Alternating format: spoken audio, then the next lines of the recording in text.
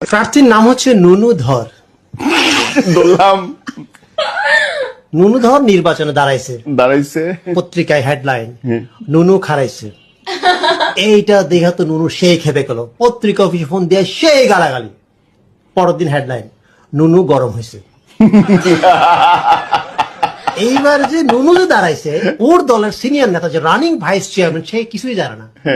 সাংবাদিকরা তার কাছে জিজ্ঞেস করার জন্য, তো বলছে নুনু আবার কবে খারাপ, আমি তো টেরই পাইলাম না। একই এলাকায় একই পদে একই দলের একজন মহিলা ভাইস চেয়ারম্যান দাঁড়াইছে, এর আবার নুনুরে দেখতেই পারে না। মহিলারা বিক্ষোভ মিছিল আই সেই করে মহিলারা আবার সাংবাদিকদের কাছে ওর বিরুদ্ধে অনেক কথা বলছে। পরের দিন হেডলাইন মহিলাদের সন্তুষ্ট করতে পারেনি নুনু। সাংবাদিক থেকে সাবধান। এইটা দেখে তো মহিলা কাছে খেপা সাংবাদিকদের, দেখেন এটা কি করলেন, দলের মধ্যে গ্রুপিং লাগাই দিলেন, তার সাথে আমার ব্যক্তিগত কোনো রেশারেশি নাই, হেডলাইন চেঞ্জ করেন। পরের দিন হেডলাইন নুনুতে সন্তুষ্ট মহিলা, মহিলা চেয়ারম্যান প্রার্থী নুনুতে সন্তুষ্ট।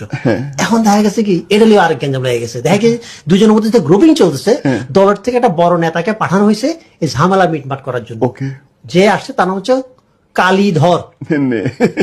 কালীধর আবার নুনুরে দেখতেই পারে না, কারণ